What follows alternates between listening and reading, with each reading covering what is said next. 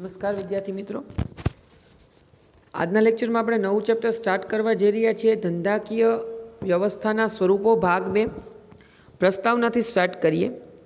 વ્યક્તિક માલિકી, ભાગીદારી અને કંપની ત્રણેય ધંધાકીય વ્યવસ્થાના સ્વરૂપો હોવા છતાંય તેમના પ્રાથમિક હેતુ નફાના છે. આપણે અગાઉના ભાગમાં જોયું, અગાઉના ચેપ્ટર્સમાં જોયું કે માલિકી વ્યક્તિની એકલી હોય કે ભાગીદારી પેઢીની હોય કે કંપની સ્વરૂપ હોય, દરેક જે છે એ પોતાના નફા માટે કામ કરે છે. નફો મેળવવા માટે ત્રણેય સ્વરૂપ ગ્રાહકોનું અનેક રીતે શોષણ કરે છે, જેમાં હલકી ગુણવત્તાવાળી વસ્તુ આપવી, વસ્તુની કિંમત વધારે વસૂલ કરવી, વસ્તુનું કાળા બજાર કરવું વગેરે જેવી પ્રવૃત્તિઓ થઈ શકે. સહકારી મંડળી ધંધાકીય વ્યવસ્થાનું સ્વરૂપ હોવા છતાં તેના વિશિષ્ટ લક્ષણોને કારણે અન્ય ધંધાકીય વ્યવસ્થાના સ્વરૂપ કરતાં જુદી પડે છે. વિના સહકાર નહીં ઉદ્ધાર જેવા સૂત્રને અમલમાં મૂકે છે. પ્રત્યેક સર્વને માટે અને સર્વ પ્રત્યેક માટે એવા ઉમદા હેતુની સાથે એ ઉમદા અસ્તિત્વમાં આવે છે, ઉમદા હેતુથી અસ્તિત્વમાં આવે છે. તો જોઈએ સહકારી મંડળી શું છે. સહકારી મંડળી એક સ્વૈચ્છિક ધંધાકીય વ્યવસ્થાનું સ્વરૂપ છે, જેમાં પરસ્પર સમાન હિત ધરાવતી વ્યક્તિઓ સ્વેચ્છાએ જોડાય છે. જેના હિત સમાન છે, જે એક સરખા ઉદ્દેશ્યથી કામ કરવા ઈચ્છે છે, એવા લોકો પોતાની સ્વેચ્છાએ પોતાની અનુકૂળતાની સાથે આમાં જોડાય છે. વ્યક્તિઓ પોતાનો નિશ્ચિત હેતુ પાર પાડવા માટે સહકારી મંડળીની રચના કરે છે. આ બધા વ્યક્તિઓ પોતાના નિશ્ચિત કરેલા હેતુઓને પૂર્ણ કરવા માટે કેની રચના કરે છે? તો કે ભાઈ સહકારી મંડળીની રચના કરે છે, જે સહકારથી એકબીજાના સહયોગથી ચાલે છે. સહકારી મંડળીનો ઉદ્દેશ્ય સભ્યો વચ્ચે પરસ્પર સહકાર સાધી અને સભ્યોના આર્થિક હિતોનું સંવર્ધન સાધવાનો છે. સહકારી મંડળી, સરળ શબ્દોમાં એની વ્યાખ્યા આપીએ તો સહકારી મંડળી એવા ધંધાકીય વ્યવસ્થાનું સ્વરૂપ છે જેમાં વ્યક્તિઓ પોતાનો આર્થિક હિતના સંવર્ધન માટે સમાનતાના ધોરણે સ્વૈચ્છિક રીતે જોડાય છે. પોતાના આર્થિક હિત માટે જ છે. અહીંયા પણ જે છે એ નફો મેળવવો અથવા નાણું મેળવવું એવો ઉદ્દેશ્ય તો છે જ, પણ સાથે સાથે સમાજ સેવાનો પણ ઉદ્દેશ્ય છે મિત્રો, અને એક સેવાનો ભાવ પણ રહેલો છે. લાક્ષણિકતાની વાત કરીએ તો પહેલું છે સ્વૈચ્છિક મંડળ. સ્વૈચ્છિક રીતે જોડાયેલી વ્યક્તિઓનું મંડળ જે છે એ સહકારી મંડળીમાં જોવા મળે છે. વ્યક્તિઓ સમાનતાના ધોરણે મંડળીમાં જોડાય છે. બધા એક સમાન રીતે જોડાય છે મિત્રો. કંપનીની અંદર જેમ શેર દીઠ બધાને મતાધિકારને બધું હોય છે, એવું આમાં હોતું નથી. 100 શેર ધરાવતી વ્યક્તિ પણ સમાન અને 1 શેર ધરાવતી વ્યક્તિ પણ સમાન એક જ મતદાન કરી શકે દરેક વ્યક્તિ. એટલે દરેકની અંદર સમાનતા જોવા મળશે. કેમાં? તો કે સહકારી મંડળીમાં. બીજું છે સરળ સ્થાપના વિધિ. કંપની કરતાં સહકારી મંડળીની સ્થાપના વિધિ સરળ છે. ઓછામાં ઓછી 10 વ્યક્તિઓ સંગઠિત થઈ અને સહકારી મંડળીના કાયદા અન્વયે સહકારી મંડળીના રજિસ્ટર સમક્ષ મંડળીની નોંધણી કરાવી શકે છે. સહકારી મંડળીની સ્થાપના કરવા માટે મિનિમમ મેમ્બર્સ 10 વ્યક્તિઓ સાથે મળીને આની સ્થાપના કરે અને પોતે રજિસ્ટર સમક્ષ પોતાની મંડળીની નોંધણી કરાવે. નોંધણી થતાની સાથે જ મંડળીને કાયદાસરનું એક કાયદાકીય વ્યક્તિત્વ પ્રાપ્ત થાય છે. જેમ કંપની જે છે કાયદાકીય વ્યક્તિત્વ ધરાવે છે, કાયદેસરની વ્યક્તિ છે, એમ સહકારી મંડળી જે છે એનું રજિસ્ટ્રેશન થાય મિત્રો. એટલે એના સભ્યોથી એને અલગ અસ્તિત્વ પ્રાપ્ત થાય છે. એ પણ એના નામે પણ તમે વહીવટ ચલાવી શકો છો. એક કાયદાકીય વ્યક્તિ તરીકેનું એનું અસ્તિત્વ જોવા મળે છે અને સભ્યોથી એક અલગ અસ્તિત્વ જોવા મળે છે. ત્યારબાદ છે સભ્યોની સમાનતા. સહકારી મંડળીમાં સભ્યોને સમાન હક અને સમાન તક મળે છે. મૂડીરોકાણ કે અન્ય કોઈ કારણસર સભ્યો વચ્ચે ભેદભાવ રાખવામાં આવતો નથી. દરેક સભ્યોને એક સરખા અધિકાર અને એક સરખી તક પ્રાપ્ત થશે મિત્રો. અહીંયા કોણે કેટલું મૂડીરોકાણ કર્યું છે, કોણે કેટલા પૈસા રોક્યા છે એને મહત્ત્વ આપવામાં નથી આવતું. કોણે કેટલા શેર ધરાવે છે એનું મહત્ત્વ આપવામાં નથી આવતું. ત્યારબાદ છે અલગ વ્યક્તિત્વ. સહકારી મંડળીની નોંધણી થતાં જ તે તેના સભ્યોથી અલગ અને કાયદેસરનું એક કાયદાકીય વ્યક્તિત્વ પ્રાપ્ત કરે છે. સભ્યપદની પ્રાપ્તિ કે સભ્યપદના અંતથી તેના અસ્તિત્વ ઉપર કોઈ અસર થતી નથી મિત્રો. સહકારી મંડળીની સ્થાપના થયા બાદ એની અંદર સભ્યો નવા ઉમેરાય કે જૂના સભ્યો જે છે એ લેફ્ટ થાય, એનાથી એને સહકારી મંડળીના અસ્તિત્વને કોઈ જે છે એ ફેર પડતો નથી, અથવા તો એનામાં કોઈ એવો ચેન્જીસ આવતો નથી. કારણ કે સભ્યો જે છે એ અને સહકારી મંડળી એ નોંધણીની સાથે જ બે અલગ અસ્તિત્વ ધરાવતા થઈ ગયા છે. ત્યારબાદ જે છે એ છે લોકશાહી વહીવટ. સભ્યોએ ચૂંટેલા પ્રતિનિધિઓ મંડળીનું સંચાલન કરે છે. સભ્યો જે એના છે, મેમ્બર્સ જે છે સહકારી મંડળીના, એણે જ ચૂંટી અને પોતાના પ્રતિનિધિ, પોતાના લીડર્સ છે નક્કી કર્યા છે અને એ લોકો સાથે મળી અને આ મંડળીનું મેનેજમેન્ટ કરે છે. કંપનીમાં શેર દીઠ મતાધિકાર હોય છે, પરંતુ સહકારી મંડળીમાં સભ્ય દીઠ મતાધિકાર હોય છે. મિત્રો, મેં તમને હમણાં જ વાત કરી કે કંપનીમાં તમે જેટલા શેર ધરાવો છો એટલા મતનો તમને અધિકાર છે. જ્યારે અહીંયા 10 શેર ધરાવતો વ્યક્તિ પણ એક જ વાર મતદાન કરશે, 100 શેર ધરાવતો વ્યક્તિ પણ એક જ વાર મતદાન કરશે. સહકારી મંડળીમાં મૂડીને નહીં પરંતુ માનવીને મહત્ત્વ આપવામાં આવે છે.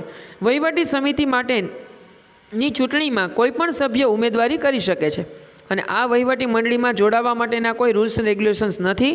જે મંડળીના સભ્યો છે એ દરેક એમાં ઉમેદવારી કરી શકે અને પછી જે ચૂંટણીમાં ચૂંટાઈને આવે અથવા તો જેને લોકો મંડળીના સભ્યો નક્કી કરે એ વ્યક્તિ જે છે સર્વસંમતિથી વહીવટી માળખામાં બેસશે. વહીવટમાં ભાગ લઈ શકે છે. કંપની સ્વરૂપ કરતાં મંડળીમાં સાચે જ લોકશાહી રીતે વહીવટ થાય છે. આથી સહકારી મંડળીને લોકશાહીની તાલીમ શાળા કહેવામાં આવે છે. મિત્રો, એટલા માટે એવું કહેવાય કે સહકારી મંડળી જે છે એ લોકશાહીની તાલીમ શાળા છે. લોકશાહીની અંદર કઈ રીતે કામ થતું હોય એનું એક ઉમદા ઉદાહરણ તમને પૂરું પાડે છે. ત્યાર પછી છે સેવાનો મુખ્ય હેતુ. સહકારી મંડળીનો મુખ્ય હેતુ સભ્યોની સેવાનો છે. નફાનો હેતુ ગૌણ છે. સહકારી મંડળી પણ નફો મેળવવા માટે કામ કરે છે, એવું નથી કે નફો નહીં, પણ એનો મુખ્ય ઉદ્દેશ્ય નફો મેળવવો નથી, એનો સેવા કરવાનો હેતુ પહેલો છે. સેવાના હેતુ દ્વારા સભ્યોનો આર્થિક ઉત્કર્ષ કરવાનો છે. મંડળી જે છે એની અંદર રહેલા સભ્યોનો પણ આર્થિક ઉદ્ધાર થાય અને એના કસ્ટમર્સ જે છે એને પણ જે છે એ વ્યાજબી ભાવે વસ્તુ મળી રહે, એ બેય વસ્તુને સાથે રાખીને ચાલે છે. સભ્યોનું જીવન ધોરણ ઊંચું આવે અને તેઓ સ્વઆશ્રયી બને તે માટે પ્રયત્નોને સહકારી મંડળી જે છે એ દ્વારા કરવામાં આવે છે. દાખલા તરીકે ગ્રાહકોની સહકારી મંડળીનો ઉદ્દેશ્ય સભ્યોને યોગ્ય ગુણવત્તાવાળી વસ્તુ વ્યાજબી કિંમતે પૂરી પાડવાનો છે. મિત્રો, ગ્રાહકો માટેની જે સહકારી મંડળી છે એનો ઉદ્દેશ્ય શું કે માર્કેટમાં જે વસ્તુ મળે છે એ પ્રોડક્ટ એના કરતાં સારી અને એના કરતાં સસ્તી કઈ રીતે કસ્ટમરને આપણે આપી શકીએ એવા ઉદ્દેશ્યથી કામ કરે છે. ત્યાર પછી તો કે નફાની યોગ્ય વહેંચણી. મુખ્ય હેતુ સેવાનો હોવા છતાં આવકનો વધારો થાય તો આવો નફો મંડળીના સભ્યો વચ્ચે કાયદાની જોગવાઈઓને આધીન રહી અને ડિવિડન્ડ તરીકે વહેંચવામાં આવે છે. મિત્રો, જેમ શેર ઉપર જે છે આપણે જોઈએ કે ડિવિડન્ડ જાહેર થાય, નફામાંથી ભાગ મળે, એમ સહકારી મંડળીની અંદર પણ જો પ્રોફિટ થાય તો એના સભ્યો જે છે એ કાયદા અને નિયમોને આધીન એના સભ્યોને આ નફામાંથી ભાગ આપવામાં આવે છે. આ નફો એને વહેંચવામાં આવે છે. તો એ રીતે એ વહેંચી શકાય છે અને નફામાંથી પણ સભ્યોને ભાગ મળી શકે છે. બાકી વધતો નફો સભ્યો કે સમાજના કલ્યાણ માટે વાપરી શકાય છે. મિત્રો, એ સિવાયનો જે નફો છતાંય વધતો હોય તો એ સમાજના ઉત્કર્ષ માટે અને એની અંદર રહેલા જે કર્મચારીઓ છે એના મીન્સ કે એના સભ્યો છે એ મેમ્બર્સ છે એના માટે ઉપયોગમાં લઈ શકાશે. 8મું છે શેરની ઓછી કિંમત. સહકારી મંડળીના શેરની કિંમત ઓછી હોવાને કારણે ઓછી આવક ધરાવતી વ્યક્તિ પણ શેર ખરીદી અને મંડળીના સભ્ય બની શકે. ભાઈ, ઓલા કંપનીના જે શેર હોય એના કરતાં આની ફેસ વેલ્યુ ઓછી હોય, સામાન્ય વર્ગના વ્યક્તિ પણ એના શેર ખરીદી શકે. કેટલીક વખત શેરની રકમ એક સામટી ભરવાને બદલે હપ્તાની પદ્ધતિથી ભરવાની સગવડ પણ સભ્યને આપવામાં આવે છે. જો આના સભ્ય કોઈ બનવા માગતા હોય, કારણ કે આમાં સભ્યોની સંખ્યા લિમિટેડ નથી મિત્રો, જેટલા સભ્યો એના મેમ્બર્સ થવા માગતા હોય એને તમે રાખી શકો. તો ફેસ વેલ્યુ ઓછી હોય છે, પ્લસ ઘણી વખત એકસાથે પૈસાની બદલે હપ્તા પદ્ધતિથી જે છે એ શેરના પૈસા વસૂલવાની સગવડ પણ આપવામાં આવે છે. ત્યાર પછી છે સભ્ય દીઠ મતાધિકાર. મંડળીમાં સભ્ય ગમે તેટલી સંખ્યામાં શેર ધારણ કરતા હોય છતાં એક જ મત આપી શકે છે. સભ્ય દીઠ એક મત એ સિદ્ધાંત મુજબ પ્રતિનિધિઓ ચૂંટાય છે. સભ્યમાં સમાનતા અને ભાઈચારો વધે અને તેમના જ્ઞાનમાં પણ વૃદ્ધિ થાય તે માટે મંડળી પરિષદ તાલીમ વર્ગનું આયોજન કરે છે. બધા વચ્ચે સમાનતા છે મિત્રો. શેર તમારી પાસે ગમે એટલા હોય, મતદાન તમે એક જ કરી શકશો. ઓકે, તો અહીંયા આ રીતે પણ સમાનતાને જાળવી રાખી છે. રાજકારણ અને ધર્મથી અલિપ્ત. સહકારી મંડળી ધર્મ, જ્ઞાતિ અને જાતિઓના ભેદભાવ વગર દરેકને સભ્યપદ માટે ખુલ્લું રાખે છે અથવા તો દરેક એના સભ્ય બની શકે છે. ધર્મ કે રાજકીય સિદ્ધાંતો પ્રમાણે મંડળી હોઈ શકે નહીં. આથી સહકારી મંડળી રાજકારણ અને ધર્મથી દૂર છે, અલિપ્ત છે. 11મું છે અનિયંત્રિત સભ્ય સંખ્યા. વધુને વધુ વ્યક્તિઓ મંડળીના સભ્ય બની શકે, તેમના આર્થિક હિતોનું સંવર્ધન થઈ શકે તે ઉદ્દેશ્યથી સભ્ય સંખ્યા ઉપર કોઈ નિયંત્રણ રાખવામાં આવ્યું નથી. મેક્સિમમ કેટલા સભ્યો આના હોઈ શકે એવી કોઈ રૂલ્સ રેગ્યુલેશન્સ નથી મિત્રો. જેટલા વધારે લોકો આના સભ્ય બનવા ઈચ્છે એટલા વધારે લોકો એના સભ્ય બની શકશે. ચલો, હવે આપણે સહકારી મંડળીના ફાયદા જોઈએ તો સર્વપ્રથમ છે સરળ સ્થાપના વિધિ. સહકારી મંડળીની સ્થાપના માટે લાંબી કાયદાકીય વિધિની જરૂર નથી. માત્ર 10 વ્યક્તિઓ સ્વૈચ્છિક રીતે સંગઠિત થઈ ભેગા મળી અને સહકારી મંડળીનું સ્થાપન કરી શકે અને રજિસ્ટ્રાર પાસે તેની નોંધણી કરાવી શકે છે. સેકન્ડ થિંગ, કાયમી અસ્તિત્વ. સહકારી મંડળીને તેની નોંધણી થતાં જ તેના સભ્યોથી અલગ કાયદાસર એક કાયદાકીય વ્યક્તિત્વ પ્રાપ્ત થાય છે, અસ્તિત્વ મળે છે. સભ્યોનું મૃત્યુ થાય, સભ્ય નાદાર જાય કે પછી રાજીનામું આપે એવા કોઈ પણ કારણોસર મંડળીના અસ્તિત્વને આંચ આવતી નથી. મિત્રો, કોઈ એના રહેલા સભ્ય મૃત્યુ પામે, નાદાર આર્થિક રીતે જે છે એ પાયમાલ થઈ જાય અથવા તો સ્વૈચ્છિક રીતે રાજીનામું આપીને જતા રહે તો પણ સહકારી મંડળીના અસ્તિત્વમાં ફેરફાર નથી થતો, કારણ કે સભ્યોથી એક અલગ અસ્તિત્વ ધારણ કરી ચૂક્યું છે. થર્ડ વન, ખુલ્લું સભ્યપદ. સમાન હિત ધરાવતી વ્યક્તિઓ માટે સભ્યપદ ખુલ્લું હોય છે. ધર્મ, જ્ઞાતિ, જાતિ કે આર્થિક રીતેની કોઈ સ્થિતિ એ સભ્ય મેળવવામાં અવરોધરૂપ બની શકતું નથી. આમાં દરેક વ્યક્તિને સભ્ય બનવાની છૂટ છે મિત્રો. પછી કોઈ પણ ધર્મ, કોઈ પણ જાતિ, કોઈ પણ સંપ્રદાયના હોય અને આર્થિક રીતે પણ એ લોકો જે છે એ સાહુકાર છે કે ગરીબ છે એવું પણ જોવામાં આવતું નથી. દરેક વ્યક્તિના સભ્ય બની શકશે. ફોર્થ વન છે સભ્યોની મર્યાદિત જવાબદારી. મંડળીના સભ્યોની જવાબદારી તેમણે મંડળીના ખરીદેલા શેર પૂરતી જ મર્યાદિત રહે છે. જ્યારે વ્યક્તિક અને ભાગીદારીમાં આપણે જોયું હતું કે અમર્યાદિત જવાબદારી છે. જો પેઢીનું દેવું છે એ મિલકતો વેચતાય નહીં ચૂકવાય તો પોતાની પર્સનલ અસેટ્સ છે એ સેલ કરીને પણ એને દેવું ચૂકવવું પડશે. પોતાની જે સેવિંગ હોય, પોતાના બચાવેલી બચતના રૂપિયા હોય એ દઈને પણ દેવું પડશે. અહીંયા એવું નથી. અહીંયા માત્ર એના જેટલા શેર ખરીદા છે એટલા પૂરતી જ એની જવાબદારી જે છે એ બનતી હોય છે. ત્યાર પછી છે સરકારી સહાય. મંડળીને સભ્યલક્ષી અને સમાજલક્ષી કાર્ય કરવા માટે સરકાર દ્વારા નાણાકીય સહાય આપવામાં આવે છે. આવી સહાય લોન, અનુદાન, સબસિડી સ્વરૂપે હોય. ચલો, ગવર્મેન્ટ પણ આને વિકાસ માટે લોન આપે, અનુદાન જે છે એ આપે અને સબસિડીવાળી લોન એટલે અમુક ટકા ડિડક્ટ કરી, વ્યાજના બાદ કરી અને એ જે છે એ સહાય સ્વરૂપે લોન આપી શકે મિત્રો. તો ગવર્મેન્ટ પણ સહકારી મંડળીને ડેવલપ કરવામાં પોતાનો ફાળો આપી રહી છે. ત્યાર પછી લોકશાહી વહીવટ. મંડળીના સભ્યને વ્યક્તિ દીઠ એક જ મત આપવાનો હોય છે. નિર્ણયો બહુમતીથી લેવામાં આવે છે. અહીંયા ડિસિઝન કોઈ એક વ્યક્તિ નહીં લઈ, સાથે મળીને લેશે. દરેક સભ્યને ચૂંટણીમાં ઊભા રહેવાનો અને મત આપવાનો, ચર્ચામાં ભાગ લેવાનો અને પોતાના પ્રતિનિધિને ચૂંટવાનો અધિકાર છે. સભ્યની આની અંદર રહેલો દરેક સભ્ય ચૂંટણીમાં ઉમેદવારી પણ કરી શકે, મતદાન પણ કરી શકે, મિટિંગ્સ અટેન્ડ કરીને એમાં પોતાનો અભિપ્રાય પણ રજૂ કરી શકે અને પોતાના પ્રતિનિધિને, પોતાના લીડરને પોતે જે છે એ નક્કી કરવામાં પણ પોતાનું યોગદાન આપી શકે. સભ્યો દ્વારા ચૂંટાયેલા કારોબારી સમિતિ લોકશાહી ઢબે મંડળીનો વહીવટ ચલાવે છે. ચલો, આ સભ્યો દ્વારા જ જે ચૂંટાઈને આવેલા છે અને જે કારોબારી સમિતિ, જે વહીવટી સમિતિની રચના થઈ એ લોકશાહી રીતે, કોઈ આપખુદ રીતે નહીં પણ સર્વસંમતિથી અને બધાને સાથે રાખી અને લોકશાહી ઢબે જે છે મંડળી પોતાનો વહીવટ ચલાવશે મિત્રો. પછી છે ઓછો વહીવટી ખર્ચ. સહકારી મંડળી કરાર જે છે એ કરકસર સિદ્ધાંતોને વરેલી છે કે ભાઈ જેમ બને ઓછો ખર્ચ થાય એ રીતના કામ કરવાનું છે. સંચાલનમાં સભ્યોની માનદ સેવા મળે છે. મેનેજમેન્ટની અંદર કામ કરતા જે લોકો છે એ સભ્ય જ છે મંડળીના અને એ ફ્રી ઓફ ચાર્જ સેવા આપે છે. એના માટે કોઈ અલગ ચાર્જિસ, પોતાના પગાર જે છે એ વસૂલતા નથી મિત્રો.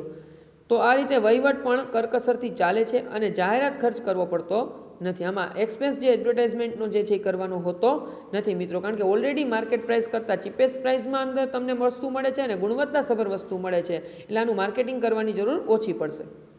ત્યારબાદ છે નિશ્ચિત ગ્રાહક વર્ગ. મોટાભાગે સભ્યો જ ગ્રાહક હોય છે મિત્રો. આના જે સભ્યો છે મેઇન એ જ કસ્ટમર બને છે. સભ્યો નિશ્ચિત હોય એટલે કસ્ટમર પણ નિશ્ચિત રહે છે અને વસ્તુઓનું વેચાણ જે છે એ કોન્સ્ટન્ટલી થાય છે. 9th ટોપિક જે છે વેપારી સંસ્થાઓ સામે સબળ હરીફાઈ. ચલો, કઈ રીતના? તો કે વેપારી સંસ્થાઓ કેટલીક વાર વધુ નફો મેળવવાની લાલચની અંદર ભેળસેળ, છેતરપિંડી, કાળા બજાર જેવી રીત રસમો અપનાવતા હોય છે.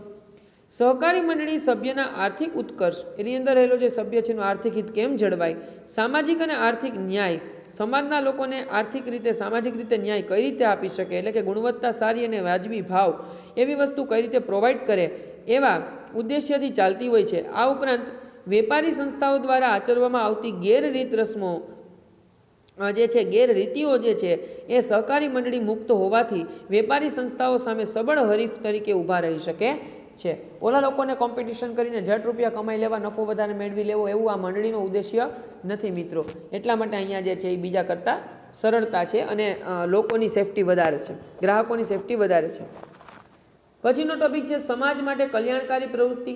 સહકારી મંડળીઓ તેમના નફા અને અનામત ભંડોળમાંથી સમાજ માટે કલ્યાણકારી પ્રવૃત્તિઓ હાથ ધરે છે. જે પૈસા એક્સ્ટ્રા પડ્યા છે બેનિફિટના, નફાના, પ્રોફિટના, એમાંથી જે છે તેઓ પોતે નફા અને અનામતના ભંડોળમાંથી સમાજ માટે કલ્યાણકારી પ્રવૃત્તિઓ કરે. ઓછા મૂલ્યે અથવા વિના મૂલ્યે તબીબી નિદાન કેમ્પ યોજે. ઘણીવાર જે છે ફ્રી સીટમાં ડૉક્ટરી સેવા અથવા તો નિદાન કેમ્પ જે છે ઓછા પૈસાની અંદર સારા ડૉક્ટર આવે એ પણ થોડી સેવા કરે, અથવા તો બીજે જે લેતા હોય ચાર્જ એના કરતાં ઓછા ચાર્જમાં અહીંયા કામ કરે, એવું પણ આ સહકારી મંડળી કરી શકે. દવાખાના, શાળા, બાગ બગીચાની સેવા ઊભી કરે છે અને જાળવણીની વ્યવસ્થા પણ કરે છે. આવા લોકહિતાર્થીના કામ કરે અને એને મેન્ટેન કરવાનું કામ પણ સહકારી મંડળી કરી શકે. ત્યાર પછી લોકશાહીની તાલીમ શાળા શા માટે કીધી છે? તો કે મંડળીના સંચાલનમાં લોકશાહીનું પ્રાધાન્ય છે. મૂડી કરતાં માનવીને મહત્ત્વ વધુ આપવામાં આવે છે. સભ્યોનું મહત્ત્વ જળવાઈ રહેતું હોવાથી લોકશાહી જીવંત રહે છે. આમાં જેટલા સભ્યો છે ને બધાનું ઇમ્પોર્ટન્સ સરખું છે, એટલા માટે લોકશાહી જીવંત છે મિત્રો. આથી સહકારી મંડળી લોકશાહી વ્યવસ્થા આદર્શ સિદ્ધાંતોનું શિક્ષણ આપતી તાલીમ શાળા છે. શું કીધું? લોકશાહી વ્યવસ્થા આદર્શ સિદ્ધાંતો, સારા સિદ્ધાંતો જે છે એનું શિક્ષણ આપતી એક તાલીમ શાળા છે કે સિદ્ધાંત અનુસાર અને યોગ્ય રીતે કઈ રીતે કામ કરી શકાય. ત્યાર પછી છે સભ્યોનો આર્થિક ઉત્કર્ષ અને વિકાસ. સહકારી મંડળી તેના સભ્યના આર્થિક વિકાસમાં મહત્વનું યોગદાન આપે છે. દાખલા તરીકે ગ્રાહકોની સહકારી મંડળીઓ સભ્યને રોજબરોજના વપરાશી યોગ્ય ગુણવત્તાવાળી વસ્તુઓ વ્યાજબી ભાવે પૂરી પાડે. ગ્રાહકોની સહકારી મંડળી જો હોય તો એની અંદર કામ કરતા જે સભ્યો અથવા તો એના કસ્ટમર છે એને જે નિયમિત વપરાશની વસ્તુઓ છે એ સારી ગુણવત્તાવાળી અને વ્યાજબી ભાવમાં કઈ રીતે મળી રહે એના માટે કામ કરે. મધ્યસ્થીઓ દ્વારા ગ્રાહકોનું થતું આર્થિક શોષણ અટકાવે. વચેટિયાઓ જે છે, દલાલો છે, એને દૂર કરી અને ગ્રાહકોને સારા ભાવમાં, સસ્તામાં અને યોગ્ય વસ્તુઓ સમયસર મળી રહે એવું કરે. આ જ પ્રમાણે ઉત્પાદકોની સહકારી મંડળીઓ સભ્યોને કાચો માલ, સાધનો, ઓજારો વગેરે વ્યાજબી ભાવે પૂરો પાડે છે.